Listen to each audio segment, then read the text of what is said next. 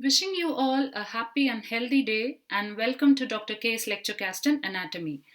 An interesting topic today, the ganglia of head and neck. As usual, understand the terminology of what does a ganglion means.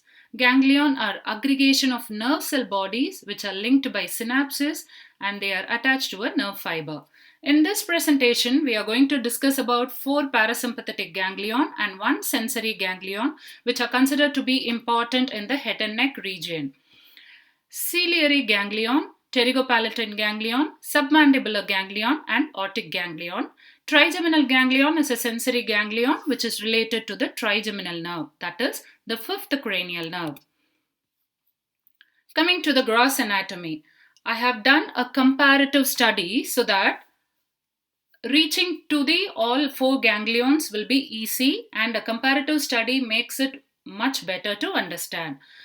Ciliary ganglion, pterygopalatine, submandibular, and otic.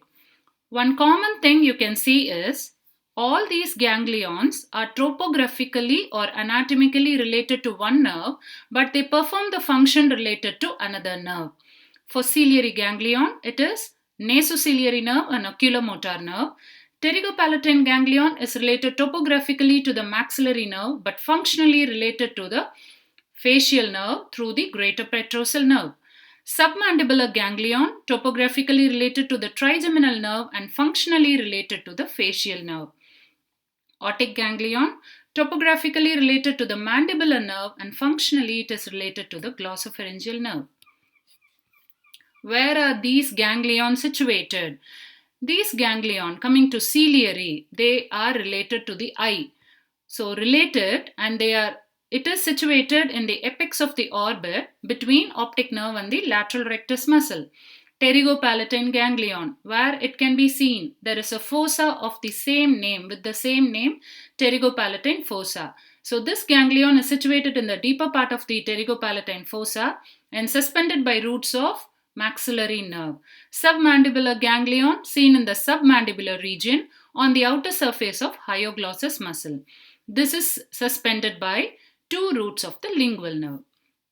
Otic ganglion located in the infratemporal fossa just below the foramen ovale. All these 4 ganglion have similar roots. Ciliary ganglion has a motor root, whereas the other 3 ganglions has a secretomotor or parasympathetic root. The other 2 roots are common with all the 4 ganglions, the sensory, sympathetic or vasomotor. Otic ganglion alone has one extra root which we call as the somatic motor root. Soma means body, motor we relate to muscles. So some muscles in the head and neck region. First let's discuss about the ciliary ganglion. Sensory root, it comes from the nasociliary nerve. Can you see here? Trigeminal nerve, ophthalmic division, nasociliary nerve one branch, and it goes to the ganglion. Remember, they just get refreshed. Just take these ganglion as energy stations. They do not relay. You know what is a relay? In an athlete, one person carry the torch or the stick, they pass to the other person till they reach the destined goal. Same is here, but only the parasympathetic root of all these ganglions relay. That is why it is represented here in this way. Whereas sensory root and the sympathetic root don't relay, they just take energy from the ganglion by just passing through it and supply the destined targeted organ. Sensory root comes from the nasociliary nerve, sensory fibers to the eyeball through the short ciliary nerve here. Nasociliary nerve. Next is the sympathetic or vasomotor root.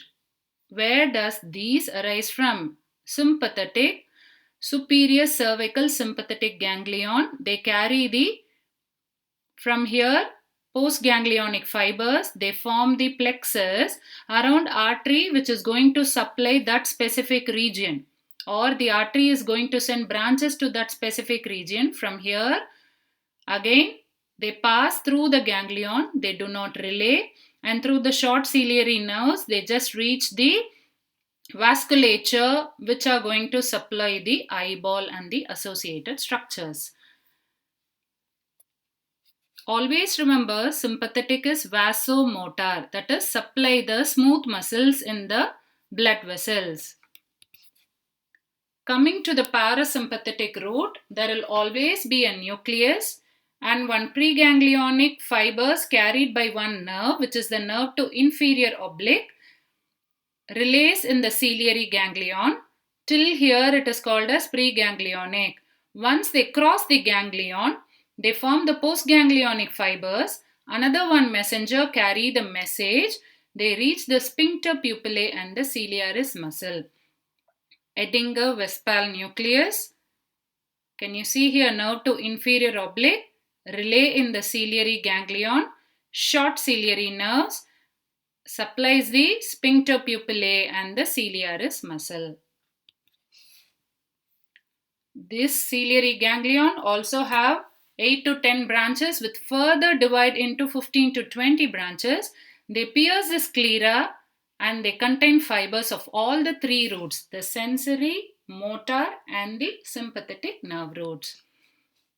Coming to the submandibular ganglion, where it is situated, it is located in the submandibular region over the hyoglossus. Sensory root through the lingual nerve. Sensory root reaches the submandibular region through the lingual nerve and they also don't relay in the ganglion. Vasomotor root, can you see here? This facial nerve is very much intimately related to the submandibular gland. So the sympathetic plexus is formed around this artery. They just pass through the ganglion without relay and supply the submandibular region. Secretomotor. Submandibular ganglion and pterygopalatine ganglion relate them to superior salivatory nucleus. And then they pass through the nervus intermedius, which is nothing but the sensory root of facial nerve, and the chorda tympani. It joins the lingual nerve. They relay in the submandibular ganglion. Postganglionic fibers directly reach the submandibular gland. Whereas, can you see here? The postganglionic fibers to the sublingual gland reaches via the lingual nerve. Can you see here? It again passes through the lingual nerve and reaches the sublingual gland. Pterygopalatine ganglion. This ganglion has more sensory branches. What happens is the sensory root emerges as branches of maxillary nerve. They do not relay in the ganglion, gives branches to the orbital branches, to the nose, nasal branches, palatine branches, the greater palatine and the lesser palatine, and pharyngeal branches. If you don't remember to write which specific part they supply via these branches, just mention the name of these branches alone. Coming to the vasomotor root, you can see internal carotid artery, again sympathetic plexus, postganglionic fibers from the superior cervical sympathetic ganglion. Can you see? Through the deep petrosal nerve, greater petrosal and the deep petrosal nerve together joins to form the nerve of pterygoid canal, which is otherwise called as Wedean's nerve. So through this, the sympathetic root reaches the ganglion. It does not relay. They just pass through and supply the vasomotor nerves to the mucous membrane of the nose, palate, paranasal air sinuses and the nasopharynx. Secretomotor. Remember, pterygopalatine ganglion has to supply mucus innervation, the secretion for mucus also, as well as lacrimation, that is secretion of tears. It has to reach the lacrimal gland as well. Nervus intermedius, facial nerve, one more ganglion is here, geniculate. Genu means a bend. So, facial nerve forms a bend. So, here there is a ganglion, geniculate ganglion. The same here, deep petrosal nerve and the greater petrosal nerve join to form the nerve of pterygoid canal. So, they relay in the pterygopalatine ganglion. maxillary nerve. Can you see here zygomatic nerve, zygomaticotemporal, and reaches the lacrimal gland.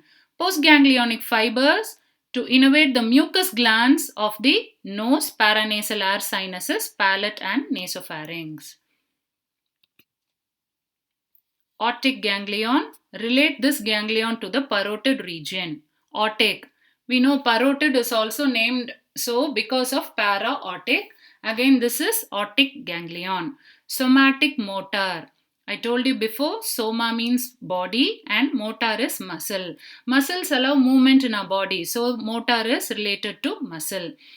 It is from the nerve to medial pterygoid. They do not relay in the ganglion, they just pass through the ganglion and supply the tensor tympani, tensor palati. How to remember this? Pterygoid, the P is silent. So T, tensor, tensor, tensor tympani, tensor palati. Next comes the vasomotor root, middle meningeal artery. Why we are relating middle meningeal artery here is auriculotemporal nerve is going to carry the secretomotor fibers to the parotid gland for salivary secretion. So middle meningeal artery, can you see here, auriculotemporal nerve forms a loop around the middle meningeal artery. So it will be very comfortable if the postganglionic fibers arising from the superior cervical sympathetic ganglion forms a plexus here. So the auriculotemporal nerve can carry the sympathetic innervation also to the or vasomotor innervation to the parotid region. They also do not relay but just pass through the ganglion. Sensory root. It comes from the auriculotemporal nerve. Sensory fibers to the parotid gland and they also do not relay in the ganglion. This is the sensory root. Next, let's go into the parasympathetic. Can we trace from here? See, inferior salivatory nucleus. For submandibular and pterygopalatine, it was superior salivatory nucleus. For parotid, please remember inferior salivatory nucleus in the medulla. Glossopharyngeal nerve goes here to the tympanic plexus. From the plexus, when messenger comes, we name the messenger as lesser petrosal nerve. It crosses, enters the foramen ovale, and then comes to the ganglion. It relays. So till here, its job is over. It supplies the preganglionic fibers. From here, postganglionic fibers again through the auriculotemporal nerve. So this auriculotemporal nerve has an important function. It also has to help in supplying the sensory innervation, vasomotor innervation, and also the secretomotor innervation to the parotid gland. So this is schematically explained here.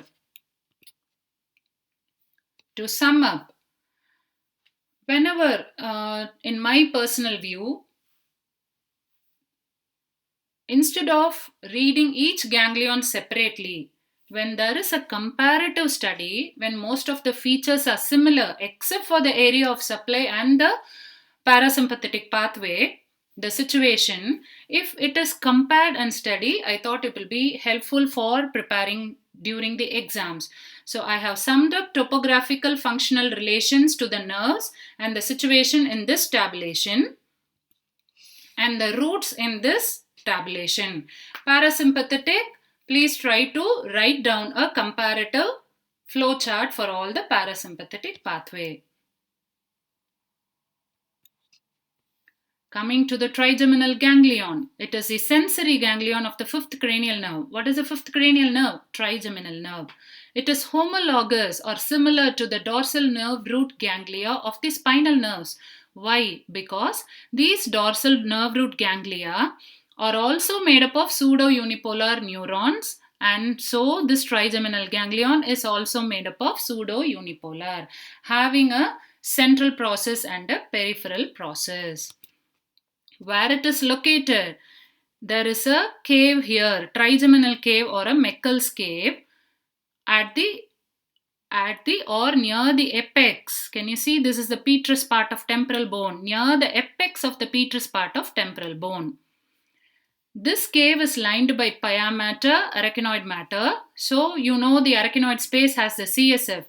This ganglion, along with the motor root of trigeminal nerve, is thus surrounded by the cerebrospinal fluid. The ganglion is semilunar in shape with convexity facing anterolaterally. I'll show you the previous slide.